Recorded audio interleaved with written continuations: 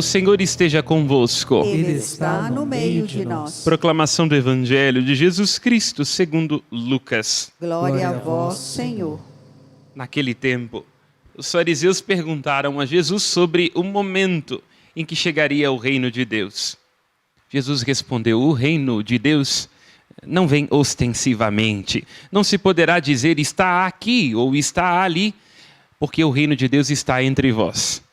Jesus disse aos discípulos: dias virão em que desejareis ver um só dia do Filho do Homem e não podereis ver. As pessoas vos dirão: ele está aqui ou está ali. Não deveis ir, nem correr atrás, pois como o relâmpago brilha de um lado até o outro do céu, assim também será o Filho do Homem no seu dia. Antes, porém, ele deverá sofrer muito e ser rejeitado por esta geração.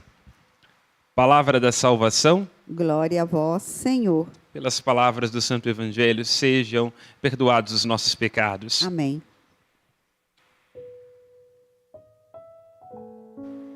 As leituras preparadas pela Igreja em cada Santa Liturgia nos oportunizam entrar no mistério de corações que batem.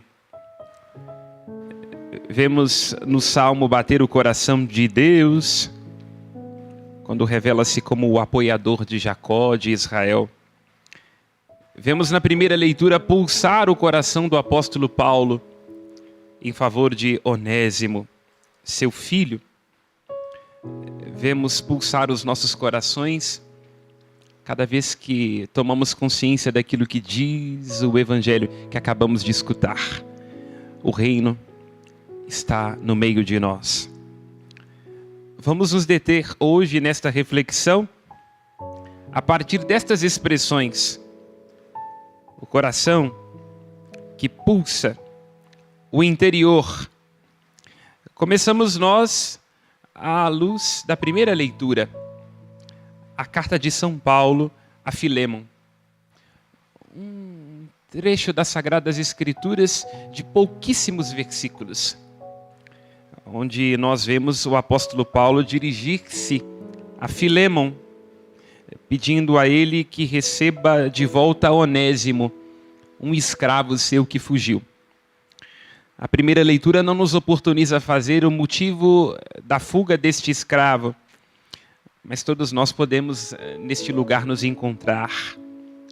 Somos caçadores de nós mesmos, à procura de felicidade, bem-estar, realização. E é precisamente neste lugar em que nós fugimos de nós para nos encontrar que o Senhor Deus nos visita com a sua graça e que nós nos podemos relacionar uns com os outros. A falta é sempre este ponto de partida das nossas relações.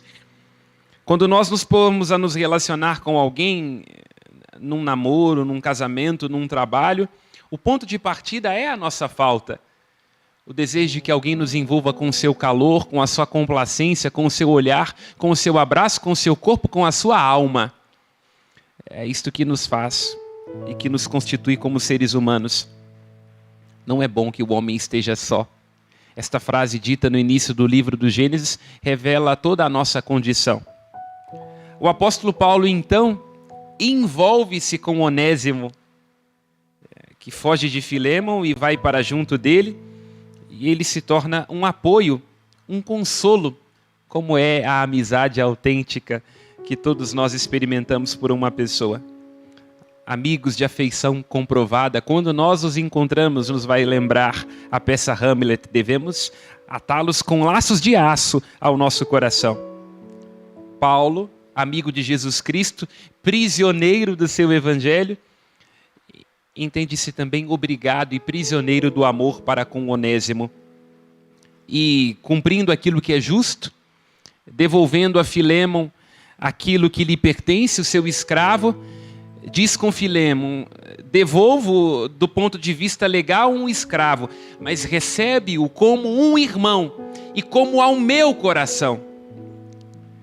É lógico que num primeiro momento nós podemos nos assustar, porque aquilo que nós experimentamos no Brasil como um contexto de escravidão, os povos escravizados vindos da nossa mãe África, foi atroz e terrível. É preciso diferenciar aqui. No contexto a que se refere esta carta, a escravidão está muito mais próxima de um serviço.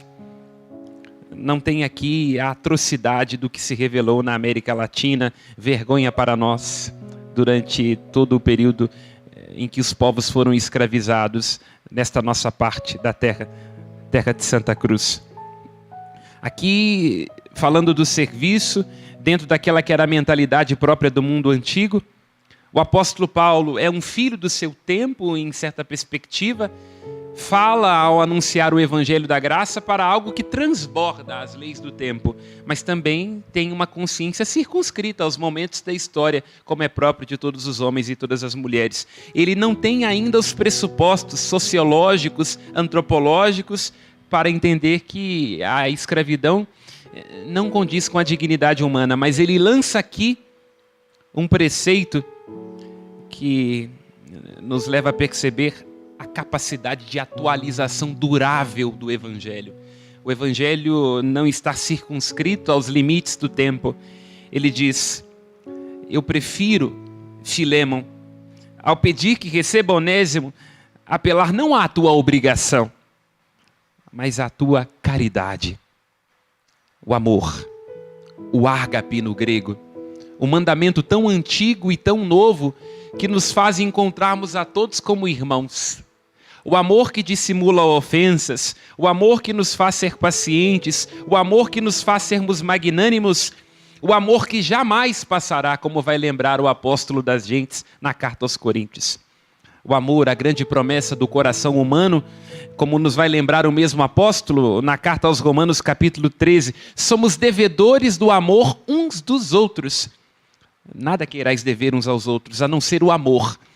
É o que diz o apóstolo Paulo e que se ecoa aqui de modo concreto quando dirige sua carta a Filémon. Recebe-o agora não como um escravo, mas recebe-o como um irmão. Estou mandando de volta para ti como se fosse o meu próprio coração.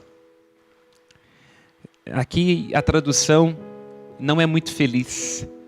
Quando nós vamos ao grego, o que está dito é: recebe-o como ema splachina.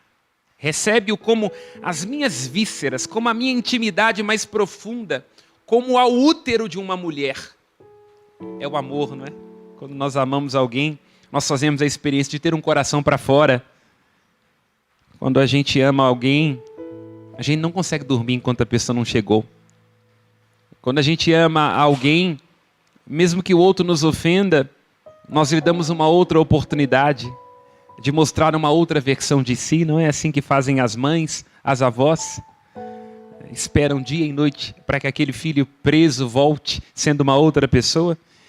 É o que diz o apóstolo Paulo a Filémon: recebe Onésimo a esta medida, porque junto com ele vai as minhas vísceras, a minha intimidade, a minha alma, meus sentimentos, eu estou nele.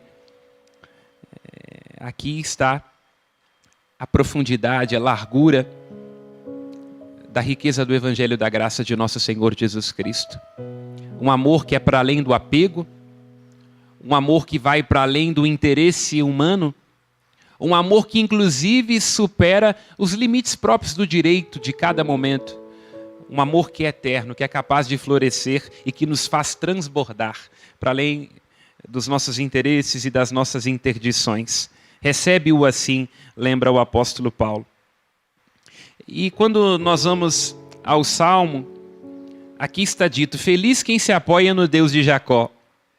É muito interessante chamar o nosso Deus de Jacó, porque Jacó é uma palavra do hebraico que quer dizer aquele que engana. Por que é que Jacó recebe este nome? Porque eram dois irmãos no ventre de Rebeca. Um era Esaú, outro era Jacó. Esaú nasce primeiro e Jacó, eram gêmeos, nasce agarrado no calcanhar do irmão. E depois, ao longo da história, nós vemos Jacó, um homem muito inteligente e astuto. Ele, depois de um dia de cansaço, faz o seu irmão vender o privilégio da primogenitura por um prato de lentilhas. E o irmão, quando descobre que foi enganado por ele, Esaú começa a se perseguir. Então Jacó foge foge e num determinado momento, em Betel, porta do céu, ele faz a experiência do Deus que lhe visita com um anjo. Ele discute com Deus dizendo, quero a minha bênção. E Deus luta contra Jacó. E no final do processo, o anjo toca na coxa de Jacó. E aí Jacó passa a ficar manco. E o anjo então com ironia diz, chamarás agora Israel, porque foste forte contra Deus. Toma aqui a tua bênção. É interessante e é irônico ser o nosso Deus, o Deus de Jacó, e que nos faz comparecer diante da verdade que o nosso Deus se revela nos nossos avessos, nas nossas faltas, nas nossas fraquezas. O nosso Deus é o Deus da loucura, o Deus do absurdo, porque Ele faz de um embusteiro, um enganador, um homem que foge do irmão, o local de manifestar a sua força. Por isso, se Jacó é manco, enganador, vítima de si mesmo, como era Paulo, como somos cada um de nós, nós nos apoiamos em Deus para que Ele seja a nossa força. E em Deus nós deixamos de ser mancos, porque Ele é o Senhor Deus que faz justiça aos que são oprimidos. Ele dá alimento aos que são famintos, e nós temos fomes que nos devoram, né? Como nos vai lembrar Schopenhauer, o desejo tem duas maneiras de nos humilhar. Quando não nos dá aquilo que a gente pede, e quando nos dá aquilo que a gente pede. Nós estamos o tempo todo humilhados, vítimas de nós mesmos, sendo devorados pelas nossas paixões, escravos de nós. O Senhor Deus liberta aqueles que são escravos, aqueles que são cativos. Abre os olhos daqueles que estão cegos, e quantas vezes nós temos dificuldade de enxergar. O Senhor ergue aquele que está caído, o Senhor protege o estrangeiro. Este é o coração do Deus de Israel. E é isto que Paulo entende ao dizer e ao praticar a intimidade profunda com nosso Senhor Jesus Cristo, que se traduz num amor concreto. Tanto que ele vai dizer lá na carta aos Efésios, Deus é rico em misericórdia, porque toda a Escritura dá testemunho de um Deus que não se cansa de nos amar. O coração dele é feito todo para fora e diz, vinde a mim, vós que estáis cansados, presos, cegos, caídos. E quando nós vamos lá ao livro do Deuteronômio, se está dito, o Senhor Deus defende o órfão e a viúva, ama o estrangeiro, portanto Israel, também amai o estrangeiro, vós também foste escravo na terra do Egito. Este é o nosso convite, irmãos e irmãs, e é o que o apóstolo Paulo está apelando a Filemão e a cada um de nós. A consciência de que o amor nos alcançou em Jesus Cristo, um amor que não se cansa de nós, para que nós também nos disponhamos a amar-nos uns aos outros. Este mandamento tão antigo e tão novo, e que é para nós fonte de libertação. E vamos aqui ao Evangelho. Jesus é interpelado pelos fariseus, que o perguntam, quando é que vai chegar o reino de Deus? Onde é que está?